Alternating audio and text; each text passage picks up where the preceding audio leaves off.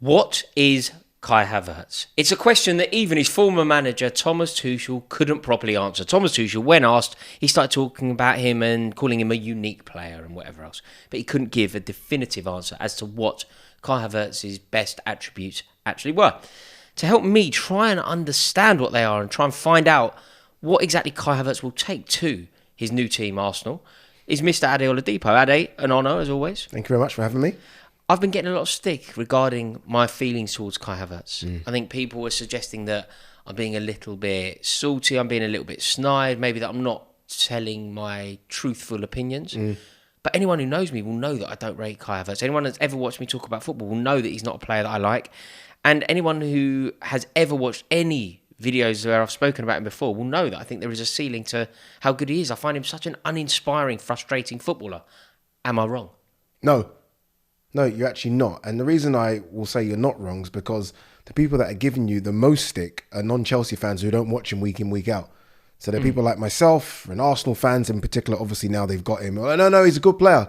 Yeah, well, Rory's watched him week in, week out since he got him. So you've obviously seen what he can do and what he can't do. I will say this though, having seen him a few times myself, he can definitely play football. Like there's a good footballer in there. And But what position does he play? 3 different managers at Chelsea. Yeah. He was there for quite a long time. 3 different managers, various different positions. I'm I gonna genuinely don't what, know. But I'm going to say what you say to me every time I have a dig at Mount. The one thing you always come back at me and say, yeah, but Addy, every single manager's picked him. You always say that to me. And I'm like, oh, fair dues. There must be sin something. I could say the same thing about Kai Havertz. Every single manager, for whatever reason, has looked at him in the training ground and thought, he's got to start. Every single, even the German internationals. Hansi Flick right now is like, Kai Havertz has got to be my number 9 or number 10 or whatever he is. So every manager's had a look and realised there's something there.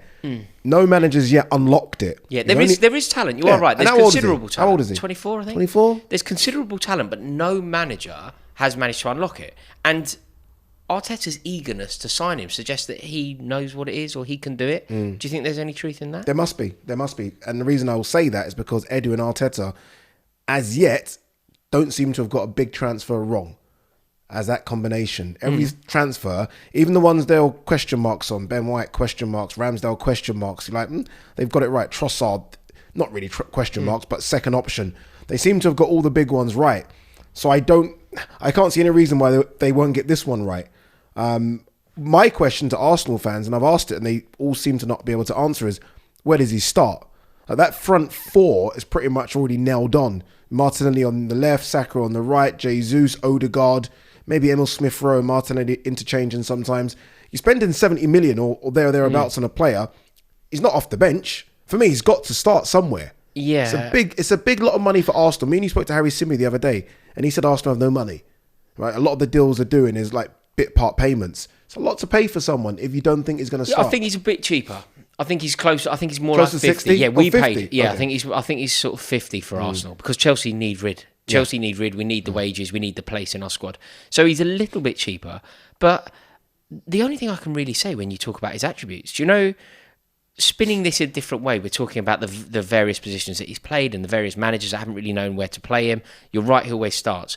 Maybe part of his unique skill, maybe part of his sort of hybrid nature of being a footballer is his versatility. Yeah. It's just 50 odd million quid. Feels a lot of money for versatility. I wonder, and I don't think he can be this guy, but maybe he can get close to him, is that kind of hybrid that Firmino used to play for Liverpool, where he's a 9 and he's a 10. He then drops back to help the midfield in the 8, weirdly sometimes. So I do wonder if maybe he can do a bit of that, where he can be that 9, that big focal point. What is he, 6'4"? I've got to stop there. No, That's driving me mad. Yeah, but he is a big lad. No. I know he's wafer thin and you could blow him over with a fart, but he's a big guy. No. Is he not 6'4"? He's not a target man, if that's what you're trying to suggest. He is not a target man. And it isn't really about his height, because rather small players can be good target men. Mark Hughes wasn't tall, but he's a great target man. Some tall footballers aren't. And Kai Havertz, regardless of his frame, he has a good frame, a good stature. Yes, he's got height. What's his biggest quality then? What's his biggest attribute? What got him the move, the big money move from Germany to Chelsea? What got him into the German squad where I think he's 1 in 3? What is it about him? Because there has to be something. You seem to talk like he's a championship footballer. He's clearly not that. I honestly don't know. I don't see it with Havertz. I'm prepared to be wrong, of course, but I've watched Havertz play a lot of football, and I genuinely don't really know. I don't know what his best attribute is. Is he intelligent?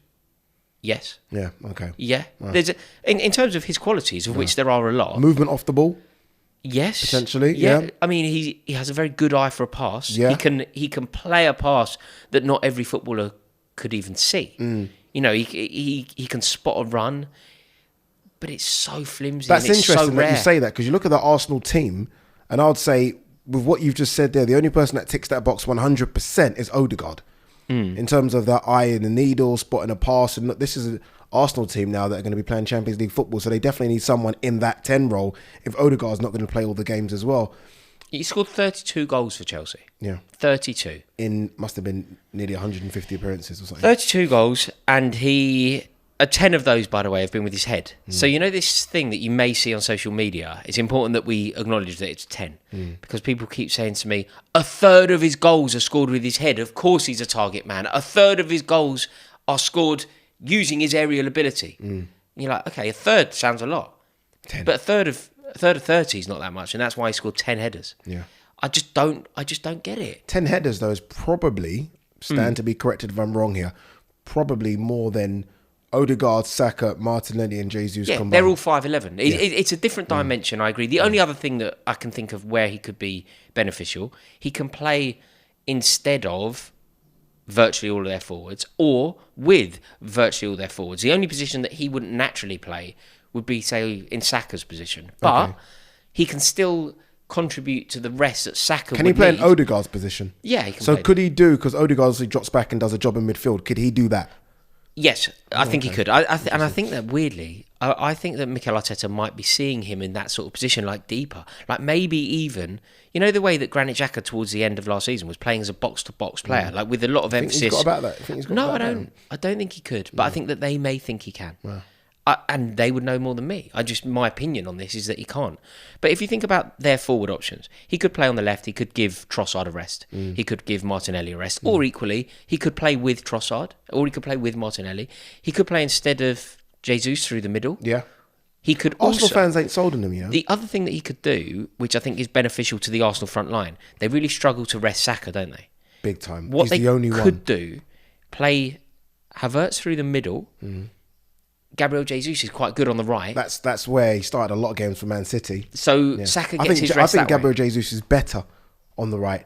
Yeah. Something about him on the right I like. He's pacey and makes sense. That could work, couldn't it? Havertz through the middle. If Saka needs a rest or he's injured, you put Havertz through the middle. Gabriel Jesus goes wide right. Martinelli on the other side. Good forward line. But the only other option would be that he plays with Odegaard in a sort of similar supporting role. But I just don't get this transfer. I like the intelligence and the idea of him linking up with Odegaard. Odegaard in the 10, Havertz in the... I like this, what you're saying, actually. Odegaard in the 10, Havertz in the 9. That's smart. Smart players like being around smart players. Martinelli, Saka. I think that's a problem. And as much as you say he doesn't get the goals, well, the goals will be... you're going to get the goals from Saka, Martinelli and Odegaard. I think we saw that last season. Odegaard got 15 from midfield. Martinelli, I think, got around the same amount, and so did Saka. He doesn't need to get a lot of goals, Kai Havertz. I don't think they're bringing him in to get 25, 30 goals. He's never done he's that. never going to do that. Yeah, but he'll get you 10 or 15. And if all of them can get 15, there you go. Yeah, I can see that working. But overall, I just don't really get where he's improving their squad. Like Arsenal No, have he definitely improves the squad. 100, come on, he improves the squad. Okay, off the bench, do you want Havertz or Nketiah? You want Havertz. Off the bench, do you want Havertz or Emil Smith-Rowe? I want Havertz. If Saka's being rested, as you mentioned. Havertz over Smith-Rowe, I would agree. Yeah. I don't necessarily think I would agree about Nketiah. I think Nketiah has a far better eye for a goal. I think he's far more difficult to play against. Look, what Havertz is really good at is technical ability.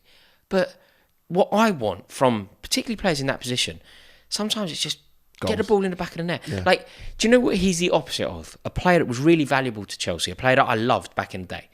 Solomon Kalou. Remember Kalou, right? Certainly. Do you know what he's with? Do you know he's so good? He was amazing for bundling the ball in. Yeah. Maybe his touch is a bit off, but you scored. Maybe it's a last minute against Watford at Vicarage Road and we're desperately trying to get a winner. It's 0-0. Mourinho's on the touchline. Everything's going wrong. Ball's in the back of the net. Kalou scored. It's come off his shoulder. Yeah. He's the opposite of Havertz. Havertz has all the technical ability, all of the prowess. He looks beautiful on the ball. People will constantly compare him to the likes of Dennis Bergkamp. In fact, I think Tuchel compared him to You Bergkamp. know who I compare him to? Berbatov. Yeah. But it's too generous. Berbatov, Bergkamp, Van Persie. I hear these. But it's so unjust on the three players that I mentioned. It's so generous to Havertz. It's interesting you say that because what was Bergkamp before he came to Arsenal? Remember, he was He's struggling. a little bit of a flop in Struggling, Italy. wasn't really working, was he? Even Van Persie coming through at Arsenal, he was struggling to get in. It wasn't that great. And then obviously it just exploded for him. Maybe this move is that move to unlock him.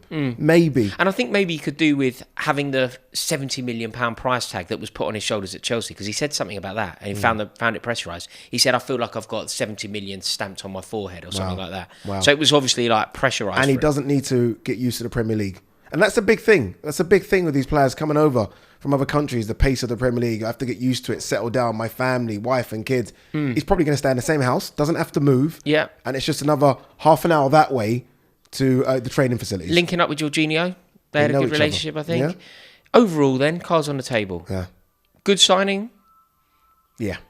Does it work? Yes. Is this a bad prediction? Is this another one for me? It really is. I think it works just because, as I say, Edu and Arteta haven't got much wrong in the transfer window. Even ones that they've signed and got rid of in terms of loaned out, like Saliba that's come back, who's now a mainstay. They've got a lot right. Maybe. Not much wrong. And I guess maybe being a less chaotic club could allow him to fulfil his potential. Yeah, and maybe not so much pressure as well. I just don't see it. You're going to be wrong. Thank you so much for watching this video. We obviously really do appreciate it. Would you do me a favour before you go? Please make sure that you subscribe to Ade Oladipo's YouTube channel. The link is in the description below. And make sure that you click subscribe on this channel if you haven't yet already. Thank you so much. In a bit, yo.